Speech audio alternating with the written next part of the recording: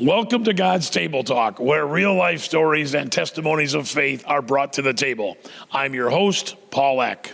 So we're talking with Terry Bowling. And Terry, let's just start out, kind of give us a little bit of your history as far as where you were born and kind of work your way through. I was born and raised in Bloomfield, Missouri, a little 1,500 population town down just north of Dexter. And what all do you want to know? Your family, what'd you guys do? Did you? My dad was a meat cutter at two or three different places that I know of, but all right there in Bloomfield. Mother worked at the Elders Manufacturing Company for as long as I remembered until she retired. And I have two older sisters, Beverly and Pat, that live in Dexter. I have a younger brother, Steve, who lives in Charleston. So now I know you're retired. What did you do for a career? Two different things. I started work for Town and Country Grocers when I was, I don't remember how old it was. It was 1976. I was assistant when Town and Country bought the store in Bloomfield, and I went to work for Bob Hufford, Town and Country. And 18 months later, he bought a store up here in Farmington, and he asked me to come up here as manager. And that was in March of 1978, and we moved to Farmington. And except for 2 years in that period, we have been with Town and Country and been here in Farmington. Now your story, your Christian story, starts with your mom and dad. You went to church. You guys were regular churchgoers, is that correct? Yes. And what point in time did you go from, like most of us did, I'm going so mom and dad don't yell at me, to, now I want to go. I want more of this. It possibly began earlier than my teen years. We were members of the General Baptist Church in Bloomfield, had lots of kids that went to that church, and most of them we were all friends, small town, went to school together, played baseball, basketball together, the whole 9 yards. But we were all there. And the General Baptist Church had get-togethers occasionally with all the other General Baptist churches in that area down in southeast Missouri. And I really kind of got involved in it more when that went to happening, because we would have not necessarily Bible studies, we'd have Bible quizzes where the churches would quiz against each other, and the pastors would come up with quizzes. And I got kind of involved in it then. Of course, during that time, I was always singing. I had a few people that I really looked up to who were real good singers, just loved them with all my heart, and still do to this day. And some of them are still attending the Bloomfield General Baptist Church. Well, let me ask you this about, you said you did Bible quizzes and stuff. Did that, obviously, to be good at it, you had to read the Bible. So that actually was something that was put into your life of reading the Bible long before you ever were a Christian, so to speak. Well, the only part of the Bible generally that I read at that time was what we were being quizzed on. And the one book that I remember mostly was, I believe it was 2 Peter we got quizzed on. And I won that one. But I read it 2 or 3 times before I went. So now, do you, fast forward to now, do you find yourself using what you learned back when you were a kid, studying for Bible quizzes, as things that you use in your life, or it comes back to you, like when you're talking to somebody or somebody is dealing with something? I mean, very little of that time. Now, when I was in my mid-teens, 15, 16, in that area, of course, I sang, like I said, I sang in church all the time. But started a quartet, me and 3 other guys, and my older sister played piano for us first, but then a guy from Advance, that we were in a singing one night, and he got up there, and I had played basketball against him. He was a good basketball player. And he got up there, and he went to play the piano, and his sister was singing a song, and he was the best piano player I believe I'd ever seen in my life.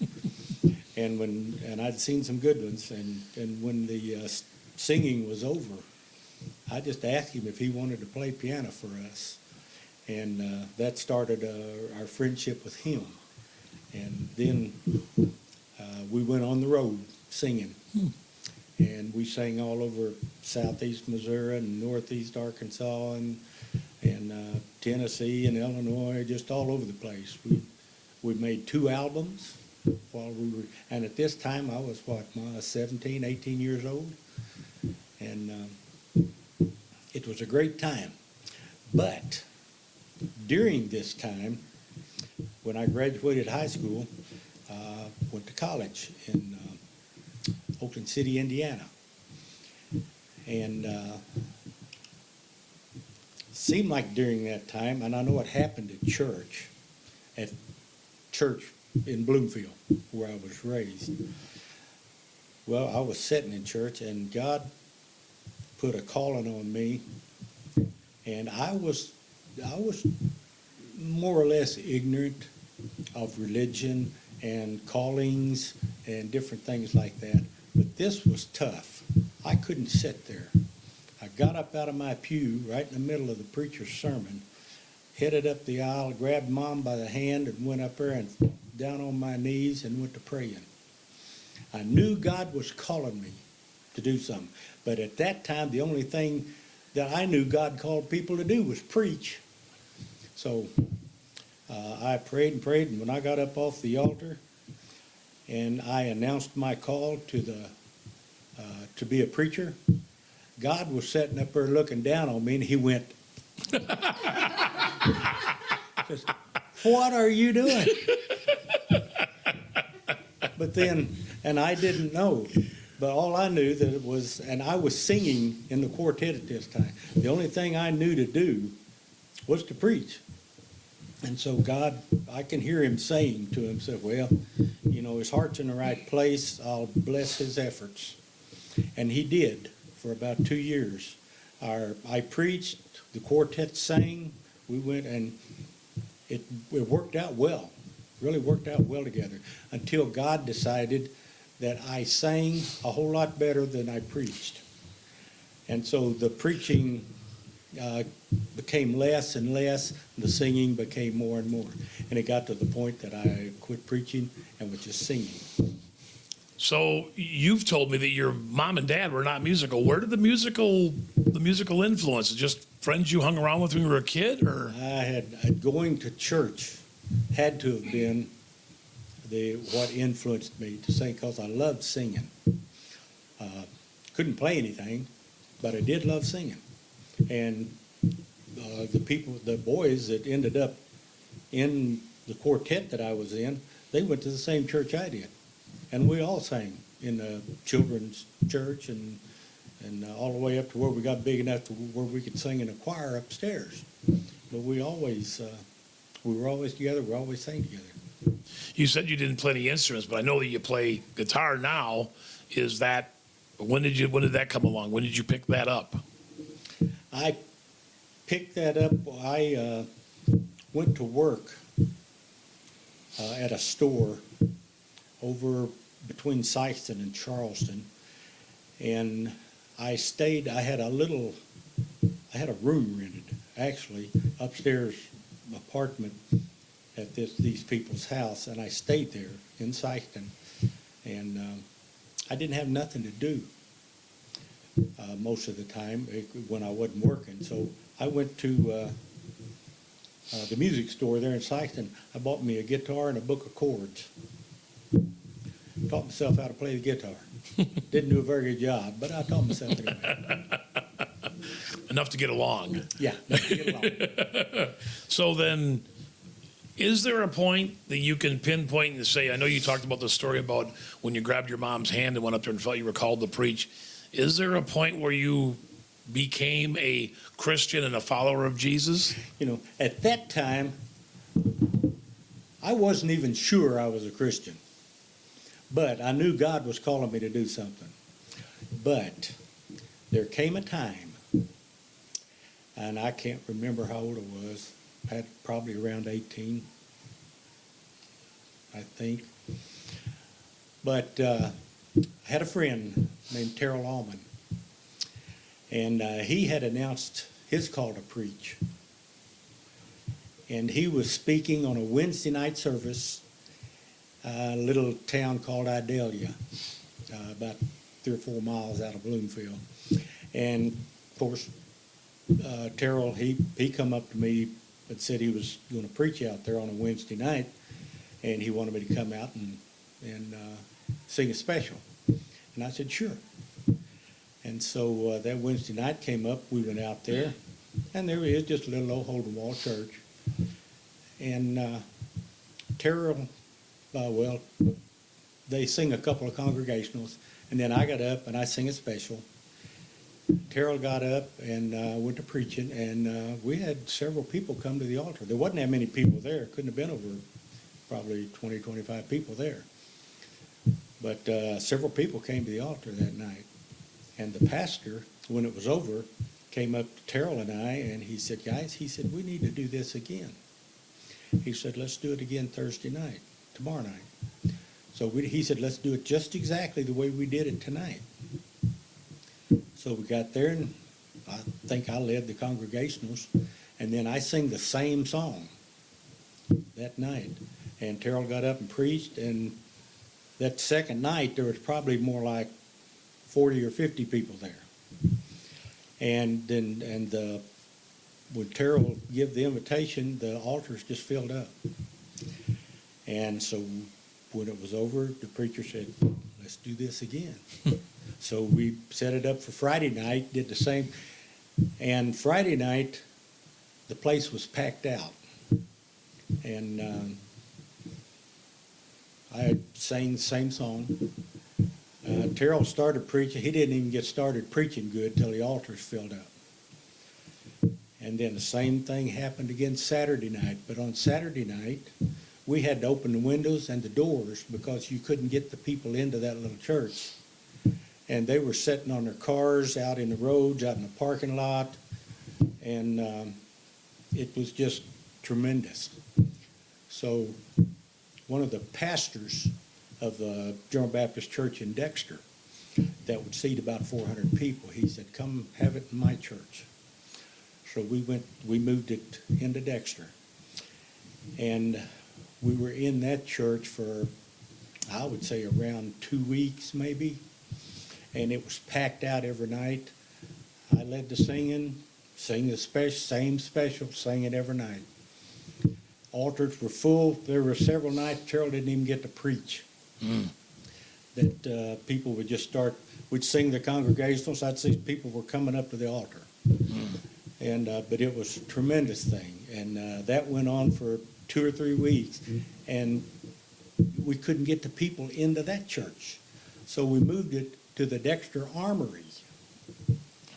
And we put, we had seats everywhere and just packed the armory out. And we done that for another probably 2 weeks. And it was I can't tell you probably how many thousand people were saved. And my lovely little wife was one of them. And I didn't even know her at the time. But I didn't know half the people that were coming because everybody from in the Boot Hill area down there, this was something that everybody wanted to come and hear and wanted to come and see. And after a couple of weeks in the Army, I can't tell you how many people, how many guys my age announced call to ministry. And then from then, when we closed that one out, revivals started up all over Southeast, all over the Boot Hill. All those young preachers that had announced their call. And me and the boys, we were going everywhere. There were times we would sing Sunday morning, Sunday afternoon, Sunday night in 3 different churches. And then every night during the week after that. We were just singing all the time. And, of course, all the preachers was preaching. It was a wonderful time. You talk about God's Spirit being poured out down there on that little old church down in southeast Missouri. that was an amazing time. So when people say the Book of Acts, similar to the Book of Acts, you lived it. It sounds like it sounds like it was a lot like that, where hundreds of people were being saved. Yeah. What was the song you were singing? That's what I want to know. Sorry I Never Knew You. And how long has it been since you sang that song? It had been many years, but believe it or not, I still remember the words to it, most of them anyway. And did the preacher preach the same message every night? Or No. It was different? It was different, yeah.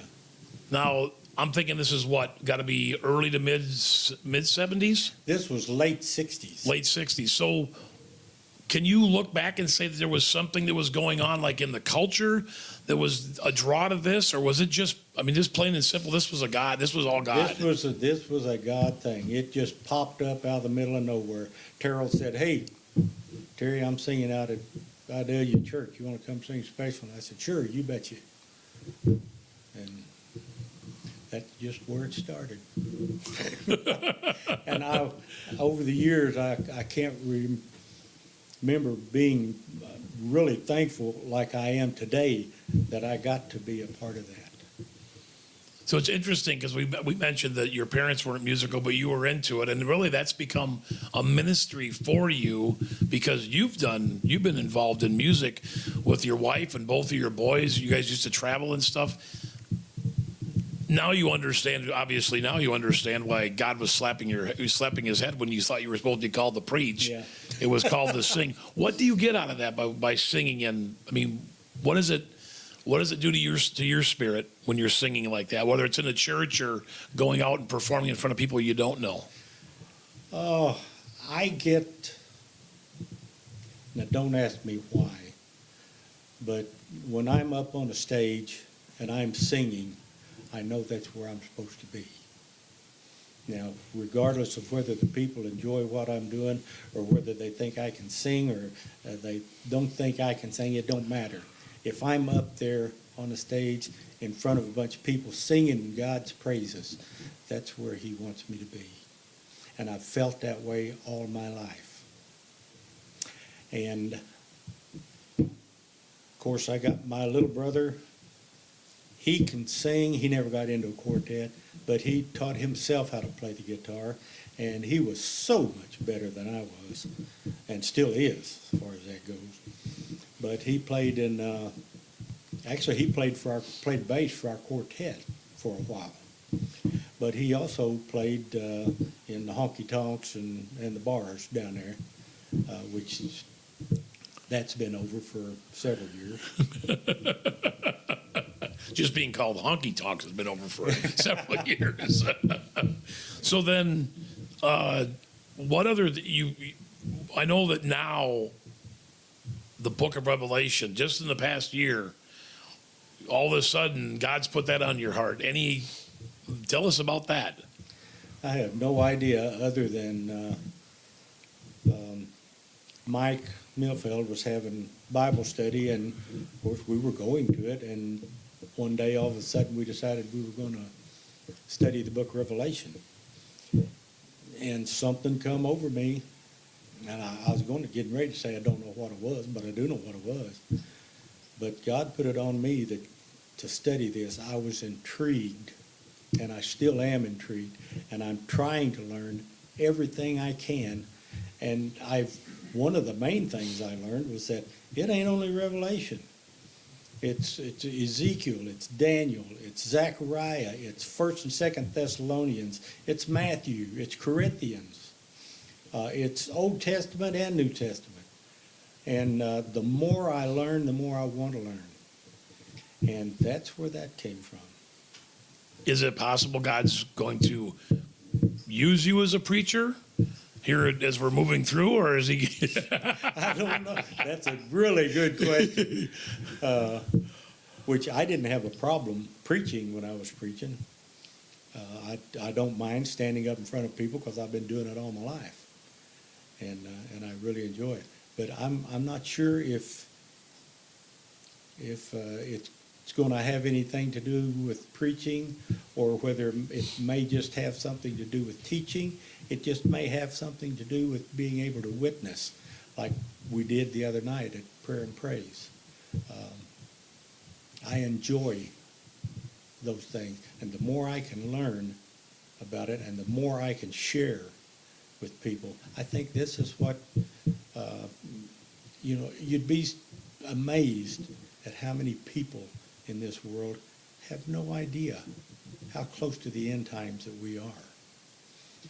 And I think this is one of the things that God has placed on my heart. We need to spread this word. What's going on, not only with the prophecies that are in the Bible, but the prophecies in the Bible. There's out of all of them, and I read this in a book or heard another man preaching, but out of about 2,500 prophecies in the Bible, over 2,000 of them have already been fulfilled. All of them will be fulfilled because God hadn't missed a one. And there are just very few prophecies left to be fulfilled. And I think God is going to use me, and I'm sure he's using other people. He's using Mike Millfield. He's using Terry Skinner. He's using all kinds of people to spread this word and to let them know exactly what's going on. And even with the prophecies, they say, well, I saw a beast, coming up. Well, this beast is a part of the prophecies. These beasts are. And plus all different things that are going on that people don't understand. They'll read Revelation and they don't know what's going on because John talks about all the different things that's going on, the different nations, which they're not really called nations in the Bible, but different people who God is using to translate these prophecies into languages that we can understand, have told us about. And that's another one of the things that I really want to be able to tell the people, well, this nation is doing this and this nation is doing that, and here's what we have to do. But it's a never-ending thing. I can't see the end of it until Armageddon and Christ returns. Day you're waiting for. You bet. Although I believe you said you hope you're not here when it actually happens. Well, I don't mind. If I'm here, I'm going to be. When it does happen, that's fine. I'm ready. Take me away, Lord. If I have to go through tribulation, persecution, if somebody from Islam cuts my head off because I won't worship that statue in the temple, fine. I'll get to heaven before the other people do. So what is your mission now from here until either you're gone from the earth one way or the other? What do you think your mission is? To help prepare other people, because this is something that isn't going to go away. When you die, you're going to die, unless the rapture comes first.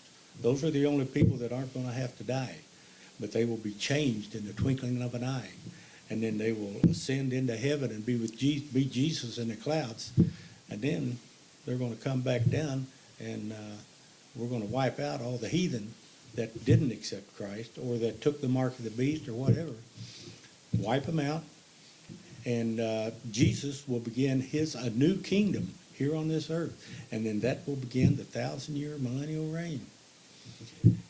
But the people, at first, the dead in Christ shall rise first. Then those who are left, which are the Christians on earth, will be caught up to meet him in the air. And then all those who are left, now there's still going to be dead people whose souls are left because they weren't Christians. But there's live people that are going to be left because they're not Christians. But then there's a whole lot of different things that goes on between that point in time and the end of the millennial reign, when God comes back and the books are opened. And if you're not found written in the book of life, then those people will be cast into the lake of fire. and the ones whose name is written in the book of life, they will spend an eternity with God and with Jesus forever and ever and ever. Satan will be bound and cast into the lake of fire forever. And I guess that's my sermon for today. Therefore, you also must be ready, for the Son of Man is coming at an hour you do not expect. Matthew chapter 24, verse 44. Thank you for tuning in to God's Table Talk. Remember, you can listen to the podcast on Apple, Spotify, and Anchor, and you can watch the full interview on YouTube. I'm your host, Paul Leck. Be blessed, but more importantly, be a blessing.